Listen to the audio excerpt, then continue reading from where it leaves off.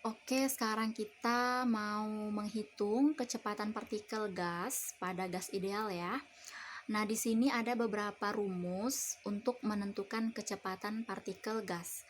Di sini ada yang pertama itu akar 3 kT per M.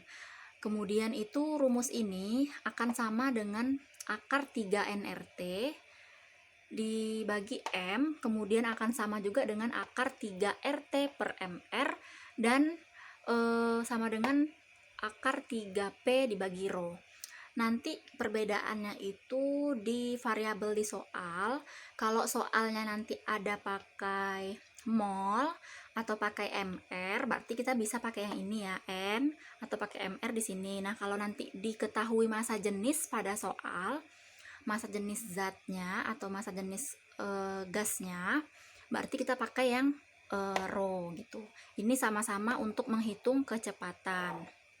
Cuman bedanya nanti di soal diketahuinya apa aja kayak gitu, komponen yang mana. Jadi kita bisa sesuaikan dengan persamaan yang di atas. Nah, untuk contoh soalnya di sini ada sebuah tangki yang volumenya 20 liter. Kemudian terdapat gas ya dengan massa 5,32 dikali 10 pangkat minus 26 kg. Suhunya 27 derajat Celcius pada tekanan 10 atm. Oke. Kita tuliskan dulu yang diketahui di sini ada volume, kemudian suhu kita ubah dulu ke Kelvin menjadi 300 Kelvin ya. Kita konversikan dulu biasa. Kemudian untuk masanya 5,32 kali 10 pangkat minus 26. Oke. Karena di sini nggak ada ketentuan khusus karena cuma ada massa ya, kita bisa pakai V sama dengan akar 3 kT per M.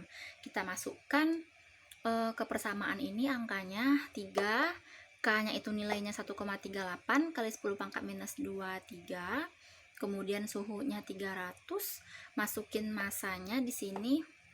Nah, kurang lebih hasilnya akar 233,458. Jadi kalau kita hitung atau kita sederhanakan lagi perhitungannya menjadi 483,17 meter per sekon. Nah, selanjutnya ini ada penerapan ya atau turunan dari hukum Boyle-Gay-Lussac pada hukum ataupun teori gas ideal. Nah, di sini yang pertama ada hukum Boyle. Hukum Boyle ini menyatakan bahwa PV itu adalah konstan atau tetap. Jadi, tekanan dan volume pada gas itu di sini kasusnya suhunya tetap ya, yang ini. Jadi dianya P dan V itu konstan. Jadi kalau kita tuliskan persamaannya menjadi P1 V1 itu sama dengan P2 V2. Oke, untuk hukum Boyle yang menyatakan bahwa PV itu konstan. Oke. Untuk yang kedua, ini ada hukum Gay-Lussac di mana dia mengatakan bahwa hubungan antara volume dan tekanan kemudian suhu juga itu akan tetap. Oke. Hubungan antara volume, suhu, dan juga tekanan itu tetap. Nah, kalau kita tuliskan secara matematis, V1 per T1 itu akan sama dengan V2 per T2. Sama juga dengan P1 dibagi T1 akan sama dengan P2 per T2. Ini untuk volume dengan dibanding dengan suhu. Kalau ini tekanan dibanding dengan suhu. Sama-sama tetap. Cuman kalau kita tuliskan secara matematis, persamaan yang atas ini berubah menjadi ini gitu.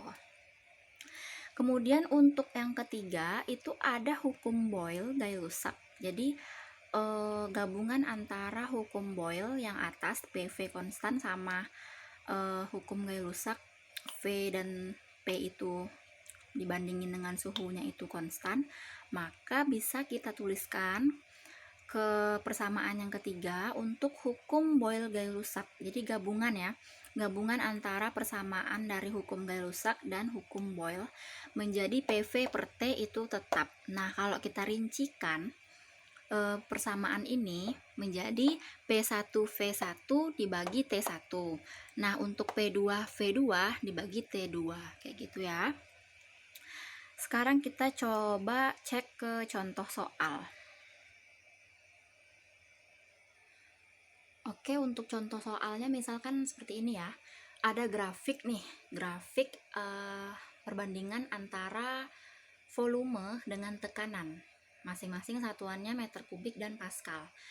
Di sini kita bisa tahu kalau grafik ini menunjukkan hubungan antara P dan V. Oke.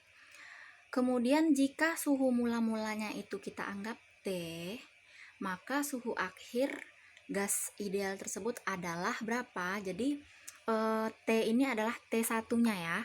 Nah, yang ditanya ini suhu akhir, berarti kita asumsikan kalau suhu akhir itu T2. Oke, kita buat dulu yang diketahui di soal itu tekanan satunya itu ada 1, kemudian tekanan 2-nya 2 ya. V-nya itu V1-nya 1, V2-nya 2. Nah, kita cek di sini. P1-nya 1. Oke, P1-nya 1, terus P2-nya 2. Oke, sama ya. Nah, untuk pertanyaannya T2 atau suhu akhir.